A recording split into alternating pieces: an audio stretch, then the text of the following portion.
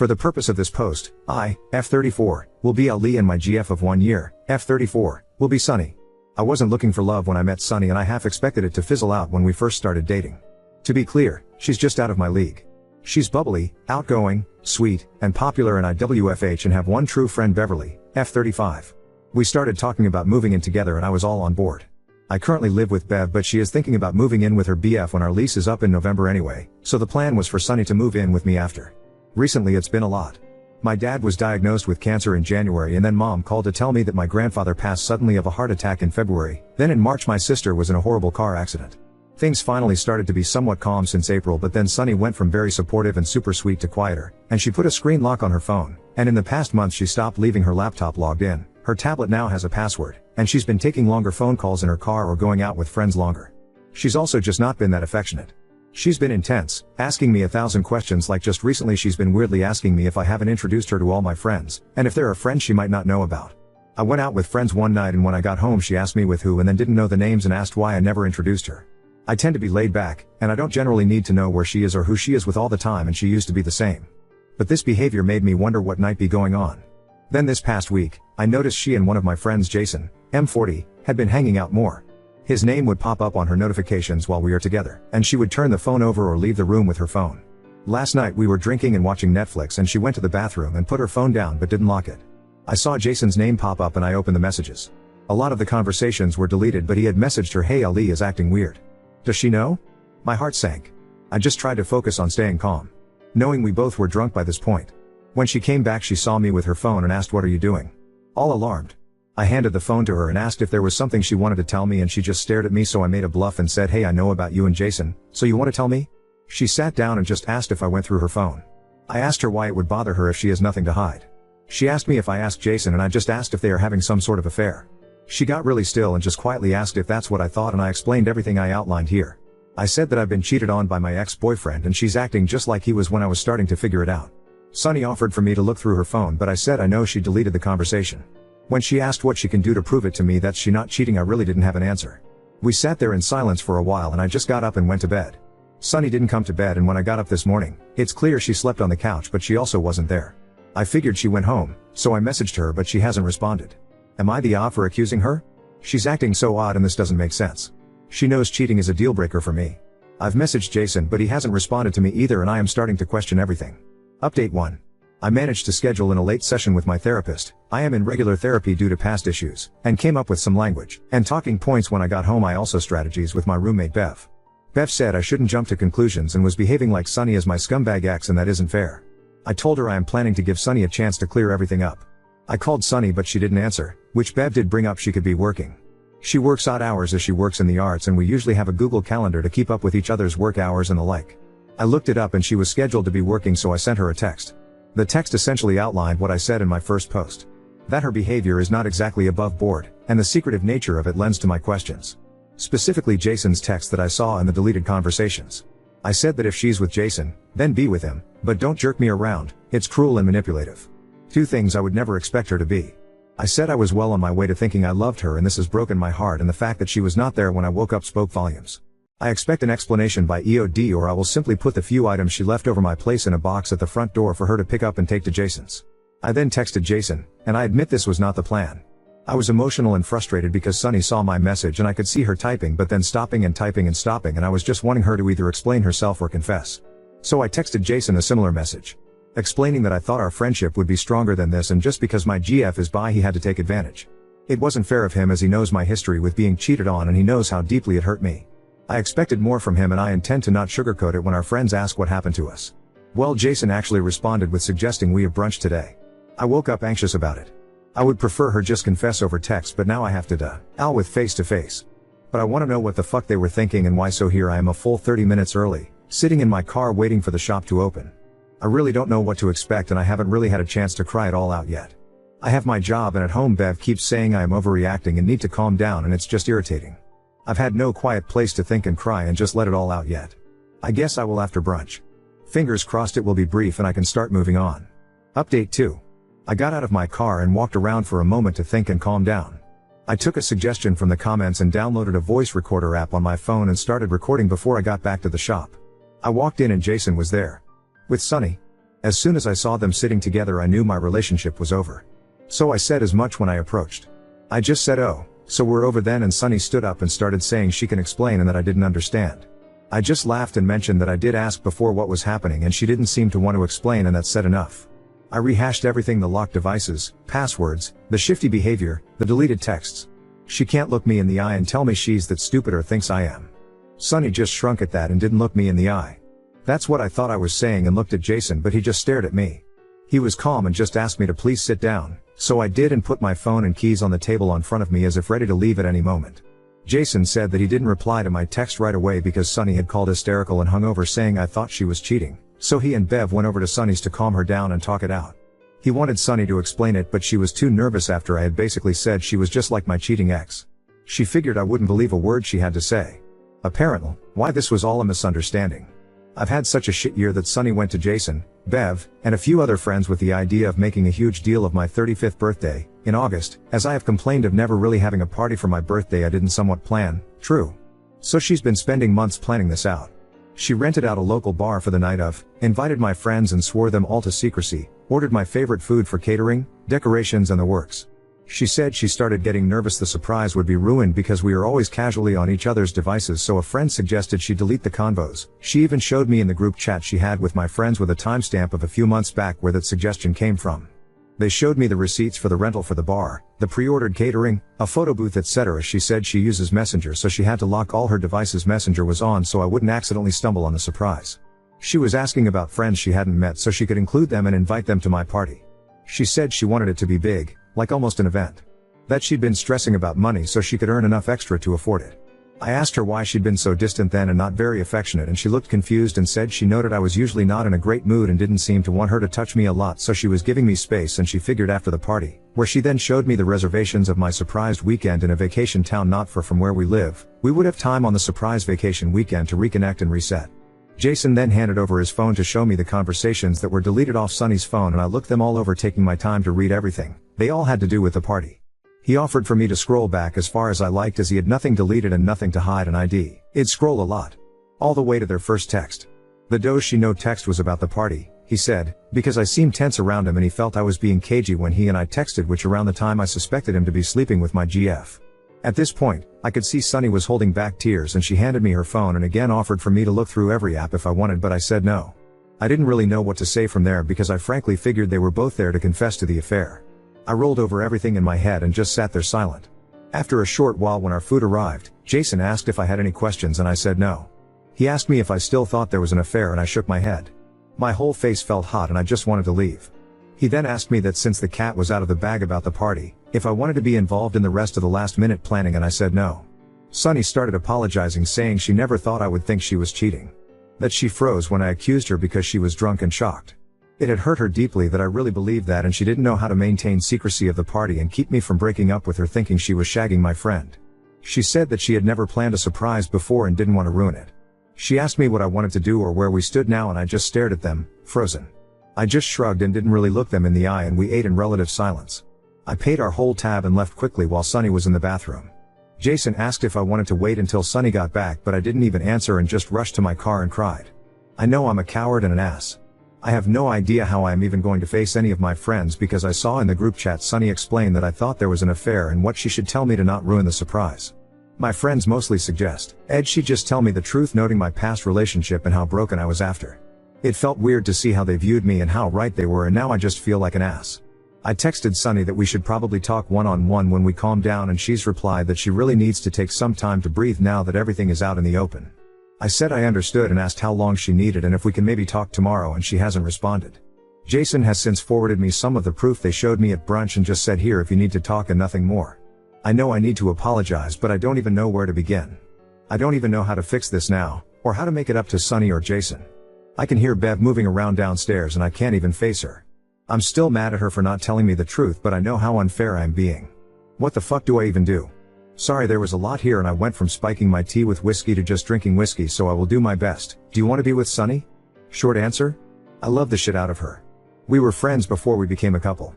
I knew I was in love with her about a month ago, but haven't grown the tits to say it yet, and she's not said it to me either outside of our friends way we say it with friends.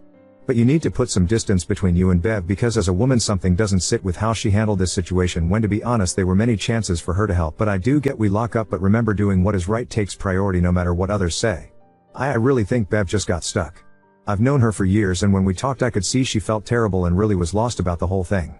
Plus she showed me some messages she got from other friends and she felt pressured to not spill the details.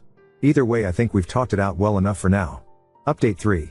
Any and all comments that are just insults against my GF, BFF, and or myself, congrats, I didn't read them and I sure as hell ain't wasting my time to reply to them. Does that actually work for you normally Lamau?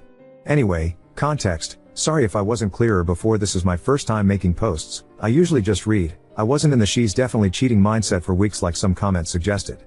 It was all over the course of 2-ish days, 3 tops. Before that I was just confused by her behavior and didn't really know what the fuck was going on. No one left me to wallow like that for weeks on end. I was vocal for a short time before the brunch. Everyone was operating off of a comment I made when Bev's BF threw her a big surprise party last year and I made an offhand comment of how cool that was because I always plan my own stuff and it would be awesome to have a surprise party planned by my friends or partner. Bev is my BFF, and there is nothing romantic between us before this or after this. She's engaged to my brother and both of them are about as straight as a designated sock drawer. I am set to be their Mo in the wedding. Anyone thinking she wants in my pants really needs to touch grass, this isn't bad anime. I do refer to Bev as my only friend because we've been childhood buddies and I realize that confuse people. I do have other friends that I'm just not very close to at all. Most of them are Bev or Jason or my brother's friends and I am in the friend group. So I am now referring to Bev as my BFF and the others as friends to avoid the confusion. Some of the others did pressure Bev to be subtle and not ruin the surprise and they're more below I actually found out this morning. I am not a man. I am a lesbian. Indeed my ex-boyfriend turned me gay Lamau, kidding, I've always been gay but didn't know until after my ex. Sunny is bi for those who are confused. Jason is also not trying to screw me. He is married to Bev's sister Deanna, F37, I don't mention he, are because she frankly hates Sunny and I don't tolerate people disrespecting my GF so she now also hates me. Jason just usually keeps us all pretty separate though we are cordial when in each other's presence now. Sunny is not the abusive cheating ex those are different people, he was a malicious unfaithful toad. Yes, I am already in therapy. I mean it's in the username lol.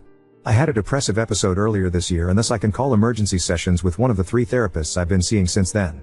Without getting too much into my issues, if you're struggling fucking go to therapy if at all accessible where you live, it might be more accessible than you think as the program I use was free while I didn't have insurance at first. I think that's most of the misconceptions I've read. Well good morning to the hundreds of people who commented on my last freaking post. I honestly expected maybe 20? It was a bit overwhelming. Thanks to everyone with actual advice, ideas, kind words, and constructive criticism or sent me kind messages. I have an update for you. And a special make love to a rusty spoon to anyone who spend their time trolling posts just to be mean for no clear reason or being a homophobic pace of camel poo. You can leave lol. I'm in a jolly mood this morning because a lot has been cleared up. I spent most of last night on FaceTime and text trying to suss out what to do and what everyone was feeling. Turns out the friend group was as split as Reddit on whether or not I suck. Which was fine with me because I feel I am the overall. Bev helped clear a lot up by giving me her tablet and showing me the conversations she had outside the group chat. Turns out there were 3 friends that really pushed for this, and out of these gorgons the ringleader is Tammy, F35, who is also a bridesmaid of Bev's and has been trouble ever since she's been asked. I won't bore with the whole story but she's one of those pushy people in a wedding party that adds to make it about them. Bev, and Sunny too I found out, was getting messages calling her a buzzkill, wet blanket and way worse mostly from those 3. They advised her to be as subtle in talking me down to not ruin this for everyone. My brother is pissed at me and blames me for Bev being bullied and tells me she was so stressed out she was vomiting on would spend hours at his place stressing out about what to do. I also found out that Sunny planned to propose at the party which was a huge reason everyone wanted to keep it under wraps. A few friends, including Jason and Bev were wanting to simply be unspecific but say there is a surprise and they can't tell me what it is yet but one of the gorgons told Sunny that she may as well cancel the proposal then because if I see it coming it will be so wholly disappointing that I won't enjoy any of it as the whole point was to fulfill my dream of having a surprise party planned by myself. As far as I am concerned everyone's judgment, mine included, was messed up here. Most everyone, even one of the gorgons, has apologized once they got the full story of what happened. Bev has been nothing but apologies and has been doing everything she can to make it up to me. Jason apologized in the way that Jason usually does. I'm sorry you felt Z, Y, Z, etc. I've since apologized to the people I felt I should, Sunny, Bev, my brother and Jason. I jumped to a conclusion and instead of gathering evidence and being sure, I went to accusations. I came up with a whole situation in my head that Jason and Sunny were having an affair which looking back is the silliest conclusion to jump to but I was drunk and emotional not an excuse so my judgment was way off. You don't know those two but they wouldn't mesh well. As for Sunny, we talked late last night / early this morning. I got to apologize also for running out on her and explained how I was feeling. She apologized for everything and putting a proposal as a concept over my actual age. Happiness. We've decided that we're not ready for engagements or anything like that, but we are good together and just need to learn to communicate better. She and I are going to have therapy together and try to get the tools needed to do that. The only person I'm on the outs with is Jason's wife and the lead Gorgon, and that's okay with me right now. My brother and I still have some mending to do and I don't know what to do about that, but for now I'm focusing on what I can do. We think the party is still happening as there are elements I don't know about and can act as the surprise, but the guest list has changed given the situation. I am very much looking forward to the vacay with my bae after. Now on to second story. Brother disowned his son after discovering he wasn't biologically his and refuses to attend my wedding if I invite him. I, 33 male, am marrying my fiancée, 37 male, this winter. We're putting together the guest list to send the invitations out and have run into an issue over my nephew and my brother. My brother, 38M, was 18 when his girlfriend told him she was pregnant. They ended up moving in together and my brother decided to go to find work as a mechanic rather than go to college as he'd planned. My nephew was born a little while later. They got married when she told him she was pregnant with their second kid, 15F, and then had 2 more, both 10M. Ever since my nephew was born he's been literally one of my favorite people. I babysat him plenty of times, same with my other nibblings, and have spent my 20s as their gunkle, gay uncle /. My brother and me were close as kids and I've been close with his kids as well. 5 years ago my brother found out my nephew wasn't his and his now ex-wife had been sleeping with someone else at the time and had suspected my oldest nephew wasn't my brother's since he was a little kid. They ended up getting a divorce and my brother didn't seek custody of my oldest nephew and said he didn't want to see him. He told me that he needed time to process and would try to patch things up later. That idea was kind of ruined when my nephew turned up at my brother's apartment begging to talk. It turned into an argument between them. For context, our father had just passed a couple of months earlier. During the argument my nephew said something along the lines of "No wonder mom fucked somebody else. I bet grandpa hated you." My brother cut things off then and there and has refused to see my nephew since. I stepped in as the main male figure in my nephew's life, much as I dislike my ex-Sil. I even took him out for his 18th birthday and took him looking at universities and he now goes to my alma mater. I asked my brother how he wants to handle the seating situation if they don't want to be close together. My brother was angry I'd even invite my nephew after everything that happened. He said it'd be like inviting my ex-Sil, he's not family, he's just the prick who disrespected our dad. I said he's being petty and childish, taking the words of a scared and angry 14-year-old so personally. He was a kid who said something shitty because his entire world was falling apart and the person he'd relied on for his whole life was suddenly pulling away, and instead of being understanding and doing family therapy or something like a grown-up, my brother decided to give adult weight to a teenager's words and cut him off completely. My nephew has said he's okay with not going if it's causing an issue, but I told him not to be ridiculous. He's important to me and I want him there for when I marry my person. I told him he shouldn't let my brother's inability to let go be his problem. My fiancé agrees with me. My mom and sister both say I need to see it from my brother's perspective. I think he's just being petty. Ida? Update 1. I decided to follow some of your advice and talk to him about what happened and set some boundaries with my brother, so I saw him in person to talk things over. I told him my nephew has been in my life for more than half my life. I was 14 when he was born. I've been his uncle for 19 years and fundamentally he's not the one that betrayed my brother, and while I can't imagine what must have been going through my brother's head at the time, it's not my battle to fight, and even if it were, I'm not obligated to take it out on a kid who had nothing to do with it. What he said was extremely shitty, yeah, but we're talking about someone who was 14 at the time and absolutely did not have the emotional maturity to handle the situation. I told him my nephew was open to a mutual apology. So, bottom line, my nephew is invited and he's getting A+1, and I will seat him away from my brother if he wishes, but that's the most I will do. They can talk or not talk, kiss and make up or ignore each other all night, but I'm not making it my fight. My brother said he understood and would think about it. Then a couple days later he drunk texted me a complete 180 and asked if I could invite ex-Sil, too, which I think is probably because his RSVP included his new girlfriend as his +1 and she's 26. I just know my niece complained it was gross that her dad's new girlfriend was a year closer to her age than his. My brother at his best is charming, confident, looks wise, kind of like a chunkier version of me, so not bad looking, and he had no trouble pulling women post-divorce once he got his confidence back and lost weight. I declined his drunk request, but his girlfriend is nice and I told my niece that GF is inside the half +7 so she can't be completely grossed out. Since some have asked about my nephew and ex-Sil, I'll explain. She didn't know for sure that my nephew wasn't my brother's, but she strongly suspected, and she was sleeping with both her AP and my brother at the time. For about a year after the divorce my nephew would throw the deception back in her face every time she reprimanded him, until I sat him down and pointed out that the more people he pushes away the fewer people he has in his corner when things go south. Bottom line, she is his mother. After the debacle with my nephew, my brother and ex-Sil were more careful with my niece and the twins about not making adult problems their problems as well. Sorry there was no Scarlet A like many of you would have liked. She's not my favorite person, but I can sort of tolerate her. To answer the question about his bio dad, my nephew has expressed zero desire to meet him. He says he doesn't get why people think a perfect stranger could replace my brother, like being abandoned out of the blue never happened. My nephew RSVP'd yes and is taking his they friend, his so is non-binary and that's what they're calling themselves, so, finger crossed a happy ending.